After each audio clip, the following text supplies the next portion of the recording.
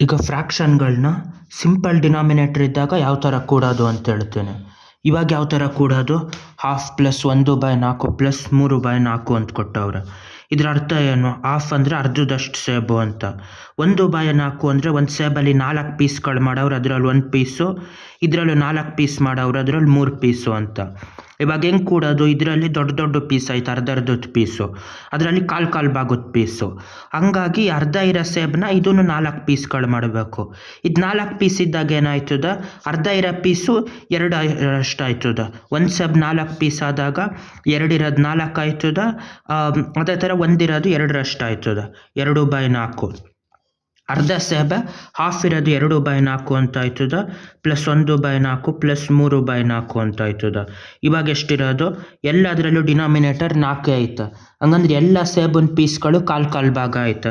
4 ಕೊನೆ ಡಿನಾಮಿನೇಟ್ರಲ್ಲಿ ಉಳಿದಿರ್ತದೆ, ಮೇಲೆ ಕೂಡೋದಾಗಿರ್ತದೆ 2 + 1 + 3 ಅಂತ.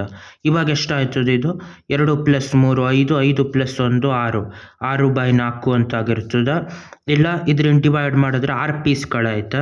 ಅದರಲ್ಲಿ 4 ಕಾಲು ಭಾಗದ ಪೀಸ್ಗಳು ತೆಗೆದು ಜೋಡಿಸಿದ್ರೆ ಏನಾಯ್ತದ? ಇದು ಒಂದು ಸೇಬು ಆಯ್ತದ, ಪೂರ್ತಿ ಉಂಡೆ ಸೇಬು. ಅದಾದಮೇಲೆ 2 ಕಾಲು ಭಾಗದ ಪೀಸ್ ಉಳಿದಿರ್ತದೆ, 1 2/4 ಅಂತ. 2 ಕಾಲು ಭಾಗದ ಪೀಸ್ ಅಂದರೆ ಅದೆಷ್ಟು? ಅದೇ 2 ಸೇರಿಸಿದ್ರೆ ಎಷ್ಟಾಯ್ತದ? ಅರ್ಧದಷ್ಟು ಸೇಬು ಆಯ್ತದ. ಅದನ್ನು 2 1 2 1 ಹಾಫ್ ಅಂತ ಬರಿಬೋದು. ಇವಾಗ ಯಾವ ಥರ ಅಂದರೆ ಡಿನಾಮಿನೇಟ್ರ್ ಎಷ್ಟು ಜಾಸ್ತಿ ಇರ್ತದೋ ಅಷ್ಟು ಕಡಿಮೆ ಅಷ್ಟು ಸೇಬು ಇರ್ತದೆ. ಇವಾಗ 1 kg ಬೆಣ್ಣೆ ತಗೋಬೇಕು, ನಂದಿನಿ ಬೆಣ್ಣೆ ಅರ್ಧ kg ಇರ್ತದೆ. ಅದೇ 1 kg ಬೆಣ್ಣೆನ ದೊಡ್ಡದು ಹಿಂಗೆ ಕ್ಯೂಬ್ ಥರ ತಗೊಂಡು ಅದರಲ್ಲಿ ಅರ್ಧದಷ್ಟು ಪೀಸ್ ಮಾಡಿದ್ರೆ ಎಷ್ಟಾಯ್ತದ? ಹಾಫ್ ಅಂತ ಆಯ್ತದ. ಹಾಫ್ ಅಂದರೆ ಎಷ್ಟಾಯಿತು? ಅದು ಅರ್ಧ kg ಬೆಣ್ಣೆ ಆಯಿತು, 500 ಗ್ರಾಮ್ದು. ಅದೇ ಥರ 1/4 ಅಂತ ಮಾಡಿದ್ರೆ ಬರೀ 1/4 kg ಬೆಣ್ಣೆ ಆಯ್ತದೆ, 250 ಗ್ರಾಮ್ ಆಯ್ತದೆ. 1/10 ಅಂತ ಮಾಡಿದ್ರೆ ಅದನ್ನು 10 ಪೀಸ್ಗಳು ಮಾಡಾಕ್ಬಿಟ್ಟು ಚಿಕ್ಕದಾಗಿ ಹೊಡೆದು ಬೆಣ್ಣೆಗಳು, ಅದರಲ್ಲಿ ಒಂದೊಂದು ಪೀಸಲ್ಲಿ ಬರೀ 100 ಗ್ರಾಮ್ ಇರ್ತದೆ. ಅದೇ ಥರ 1/100 ಅಂತ ಮಾಡಿದ್ರೆ ಇಷ್ಟಿಷ್ಟೇ ದಪ್ಪ ಸಣ್ಣದಾಗಿ ಸ್ಲೈಸ್ ಇರ್ತದೆ, ಎಲ್ಲ ಚೀಸ್ದು ಆ ಥರ ಆಗಿರ್ತದೆ, ಹಿಂಗೆ ಮಡಚ್ದಂಗೆ ಪೇಪರ್ ಥರ. ಅದೆಷ್ಟು ಗ್ರಾಮ್ ಇರ್ತದೆ? ಬರೀ 10 ಗ್ರಾಮ್ ಇರ್ತದೆ. 1/8 ಅಂದರೆ ಎಷ್ಟಾಗಿರ್ತದೆ? 1/8 ಅಂದರೆ 8ನೇ 1 ಭಾಗ, 125 ಗ್ರಾಮ್ ಆಗಿರ್ತದೆ. ಈ ಥರ ಎಷ್ಟು ಫ್ರ್ಯಾಕ್ಷನ್ ಇರ್ತದೆ? 1/50 ಅಂದರೆ 20 ಗ್ರಾಮ್ ಇರ್ತದೆ ಒಂದೊಂದು. ಈ ಥರ ಈ ಡಿನಾಮಿನೇಟ್ರಲ್ಲಿ ನಂಬರ್ ಎಷ್ಟು ದೊಡ್ಡದು ಆಯ್ತದ, ಅದೇ ಥರ ಆ ಪೀಸು ತೀರ ಚಿಕ್ಕದು ಆಯ್ತಾ ಇರ್ತದೆ. ಈಗ ಒಂದು ಸೇಬ್ ತೆಗೆದ್ಬಿಟ್ಟು 1/100 ಅಂದರೆ 100 ಸಣ್ಣ ಪೀಸ್ಗಳು ಮಾಡಿಬಿಟ್ಟು ಇಷ್ಟಪ್ಪ ಸೇಬ್ ಸಿಗೋದಾಗಿರ್ತದೆ. ಅದೇ ಥರ ಹಾಫ್ ಅಂದರೆ ದೊಡ್ಡದು ಒಂಚೂರು, ಆದರೆ ಅರ್ಧ ಸೇಬ್ ಸಿಗೋದಾಗಿರ್ತದೆ, ಹಿಂಗಿದಾಗಿರೋದು ಅರ್ಧದಷ್ಟು ಸೇಬ್ ಸಿಗ್ತದೆ. 1/4 ಅಂದರೆ ಅದು 4 ಪೀಸ್ಗಳು ಮಾಡಿರ್ತಾರೆ, ಕಾಲು ಭಾಗ ಸೇಬ್ ಸಿಕ್ಕಿರ್ತದೆ.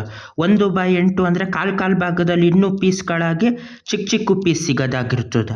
ಆ ಥರ ಈ ಥರ ಬೇರೆ ಫ್ರ್ಯಾಕ್ಷನ್ಗಳು ಕೊಟ್ಟಾಗ ಏನು ಅಂದರೆ ಎಲ್ಲ ಸೇಬ್ದು ಸಮವಾಗಿ ಪೀಸ್ಗಳು ಮಾಡ್ಕೋಬೇಕು. ಮೊದಲು ಅರ್ಧ ಸೇಬ್ ಐತೆ ಅಂದರೆ ಒಂದು ಸೇಬಲ್ಲಿ 2 ಪೀಸ್ ಮಾಡಿಬಿಟ್ಟು ಅದರಲ್ಲಿ 1 ಭಾಗ ಆಯ್ತು, ಇದರಲ್ಲಿ 4 ಪೀಸ್ ಮಾಡಿಬಿಟ್ಟು ಅದರಲ್ಲಿ 1 ಭಾಗ, 4 ಪೀಸ್ ಮಾಡಿಬಿಟ್ಟು ಸೇಬಲ್ಲಿ ಅದ್ರ 3 ಭಾಗ ಆಯ್ತು. ಹಂಗಾಗಿ ಅರ್ಧದಷ್ಟು ಪೀಸ್ಗಳನ್ನ ಕಾಲು ಭಾಗದ ಪೀಸ್ ಮಾಡಬೇಕು. ಅರ್ಧ ಸೇಬನ್ನ ಕಾಲು ಭಾಗದ ಮಾಡಿದ್ರೆ 2 ಪೀಸ್ ಆಯ್ತದೆ, ಅದೇ 2/4 ಅಂತ ಆಗೋದು. ಅದೇ ಥರ ಇನ್ನೊಂದು ಲೆಕ್ಕ ಮಾಡ್ಬೋದು, 1/3 + 2/6 + 3/6 ಅಂತಿರ್ತದೆ. ಇದರಲ್ಲೂ ಅದೇ ಥರ ಈ ಸೇಬನ್ನ ಎಷ್ಟು ಪೀಸ್ ಮಾಡವ್ರೆ? 3 ಪೀಸ್ ಮಾಡವ್ರೆ, ಅದರಲ್ಲಿ 1 ಪೀಸ್ ಇದು. ಇದೆರಡರಲ್ಲೂ ಅದೇ ಸೇಬನ್ನ 6 ಪೀಸ್ ಮಾಡವ್ರೆ, ಚಿಕ್ಕ ಪೀಸ್ಗಳು. ಇದರಲ್ಲಿ ಇಷ್ಟಪ್ಪ ಪೀಸ್ ಆದರೆ ಅದರಲ್ಲಿ ಅರ್ಧದಷ್ಟು ಪೀಸು. ಹಂಗಾಗಿ ಇದನ್ನು ಕೂಡಬೇಕು ಅಂದರೆ ಏನು ಮಾಡಬೇಕು? ಡಿನಾಮಿನೇಟ್ರು ಒಂದೇ ಇರಬೇಕು ಫ್ರ್ಯಾಕ್ಷನ್ಗಳು ಕೂಡಬೇಕು ಅಂದರೆ. ಹಂಗಾಗಿ ಪೀಸ್ಗಳನ್ನ ಜಾಸ್ತಿ ಮಾಡಬೇಕು.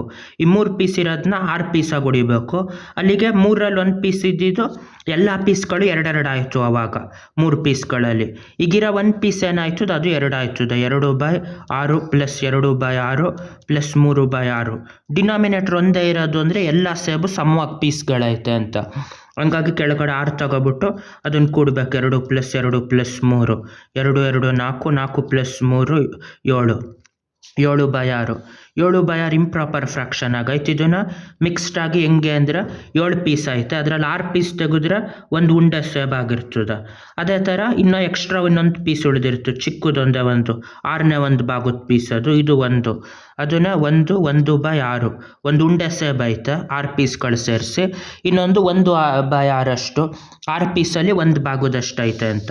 ಅದೇ ಥರ ಇದನ್ನು ಮಾಡ್ಬೋದು, 3/9 ಪ್ಲಸ್ 2/3 ಎಷ್ಟಾಯ್ತದೆ ಅಂತ. 3/9 ಅಂದ್ರೇನು, ಇಲ್ಲಿ 9 ಪೀಸ್ ಮಾಡವ್ರೆ, ಅದರಲ್ಲಿ 3 ಪೀಸ್ ಐತೆ ಅಂತ. ಒಂದು ಸೇಬನ್ನ ಜಾಸ್ತಿ ಪೀಸ್ ಮಾಡಿರ್ತಾರೆ, ಹಿಂಗೆ ಹೊಡೆದು ಇಷ್ಟಿಷ್ಟ ದಪ್ಪ ಪೀಸ್ಗಳು. ಇನ್ನೊಂದು ಸೇಬಲ್ಲಿ ಬರೀ 3 ಪೀಸ್ ಮಾಡಿರ್ತಾರೆ. ಇದೆರಡು ಯಾಕೆ ಕೂಡೋಕ್ಕಾಗೋದಿಲ್ಲ ಅಂದರೆ ಅದು ಚಿಕ್ಕ ಚಿಕ್ಕ ಪೀಸ್ಗಳು, ದೊಡ್ಡ ಪೀಸ್ಗಳು. ಈ ಸೇಬಲ್ಲಿ 9 ಪೀಸ್ಗಳು ಹೊಡಿಬೇಕು. ಅವಾಗ ಏನಾಗಿರ್ತದೆ, 9 ಪೀಸ್ ಹೊಡೆಯೋದು ಅಂದರೆ ಒಂದೊಂದು ಪೀಸವೇ 3 ಭಾಗಗಳಾಗಿರ್ತದೆ. ಹಂಗಾಗಿ ಇದು 9 ಆಯ್ತದೆ 3 ಇದು 9 ಆದಾಗ ದೊಡ್ಡ 2 ಪೀಸ್ಗಳು 3 ಭಾಗ ಆಯ್ತದೆ. 3 + 3 6 ಆಯ್ತದೆ. 2 3 6. ಡಿನಾಮಿನೇಟ್ರಲ್ಲೂ ಅಷ್ಟೇ ಗುಣಿಸ್ಬೇಕು, ನ್ಯೂಮರೇಟ್ರಲ್ಲೂ ಅಷ್ಟೇ ಗುಣಿಸ್ಬೇಕು. ಯಾಕೆ ಅಂದರೆ ಟೋಟಲ್ ಸೇಬಲ್ಲಿ ಎಷ್ಟು ಪೀಸ್ಗಳಾಯ್ತದೋ ಒಂದೊಂದು ಇದರಲ್ಲಿ, ಅದೇ ಥರ ಈಗ ಇರೋ ಪೀಸ್ಗಳಲ್ಲೂ ಅಷ್ಟೇ ಪೀಸ್ ಆಯ್ತದೆ. 3ರಲ್ಲಿ ಒಂದು ಭಾಗ ಇರ್ತದೆ. ಇವಾಗ ಟೈಮ್ಸ್ ಆಫ್ 2 6 ಪೀಸ್ ಮಾಡಿದಾಗ ಏನಾಯ್ತದೆ, ಇಡೀ 3ರಲ್ಲಿ ಒಂದೊಂದು ಪೀಸ್ಗಳು 2 ಆಯ್ತದೆ. ಹಂಗಾಗಿ 1/3 ಇರೋ ಒಂದು ಪೀಸು 2 ಪೀಸ್ ಆಗಿ 2/6 ಆಯ್ತದೆ. ಇಲ್ಲ 2 ಪೀಸ್ಗಳಿದ್ರೆ 3ರಲ್ಲಿ ಒಂದೊಂದು ಪೀಸು 2 ಆಗೋದ್ರಿಂದ 4/6 ಆಗಿರ್ತದೆ. ಇವಾಗ 3/6 ಪ್ಲಸ್ 6/9 ಅಂದರೆ 9/9 ಆಗಿರ್ತದೆ. 9/9 ಅಂದ್ರೇನು, ಒಂದು ಸೇಬಲ್ಲಿ 9 ಪೀಸ್ಗಳು ಮಾಡವ್ರೆ, ಆ ಥರದ್ದು 9 ಪೀಸ್ಗಳು ಐತೆ. ಆ 9 ಪೀಸ್ ಸೇರಿಸಿದ್ರೆ ಏನಾಯ್ತದೆ, ಒಂದು ಸೇಬ್ ಆಗಿರ್ತದೆ. ಅದಕ್ಕೆ ಅದೇ ನ್ಯೂಮರೇಟ್ರು ಅದೇ ಡಿನಾಮಿನೇಟ್ರು ಅಂದರೆ ಯಾವುದೋ ಒಂದು ಪಿಜ್ಜಾ ಇರ್ತದೆ, ಪಿಜ್ಜಾದಲ್ಲಿ 8 ಪೀಸ್ಗಳು ಹೊಡೆದಿರ್ತಾರೆ. 8 ಪೀಸಲ್ಲಿ 8 ಪೀಸು ಐತೆ ಅಂದರೆ 8/8 ಅದು 1 ಅಂತ ಲೆಕ್ಕ. ಪಿಜ್ಜಾದಲ್ಲೂ ಅದೇ ಥರ ಡಾಮಿನೋಸ್ ಪಿಜ್ಜಾ ಅಂತ ತೋರಿಸ್ತಾರಲ್ಲ, ಇಷ್ಟಪ್ಪ ತೋರಿಸಿರ್ತಾರೆ, ಅದೇನು ಅಂದರೆ 1/8 ಭಾಗ. ಅದೇ ಥರ ದೊಡ್ಡದಾಗಿ ಪೀಸ್ ಹೊಡ್ಕೊಟ್ಟಿರ್ತಾರಲ್ಲ ಹೋದಾಗ, ಅವಾಗ ಆಗೋದು 1/4 ಭಾಗ. ಪೂರ್ತಿ ಒಂದು ಪಿಜ್ಜಾ ಅಂದರೆ ಪೂರ್ತಿ 1 ಭಾಗ. ಅದೇ ಥರ ಎಷ್ಟು ಡಿನಾಮಿನೇಟ್ರ್ ದೊಡ್ಡದಾಯ್ತಾ ಇರ್ತದೋ ಅಷ್ಟು ಚಿಕ್ಕದಾಯ್ತದೆ. ಡಿನಾಮಿನೇಟ್ರ್ ಒಂದೇ ಮಾಡೋದು ಅಂದರೆ ಪೀಸ್ಗಳನ್ನ ಒಂದೇ ಮಾಡ್ಕೋಬೇಕು. ಬಾಯ್.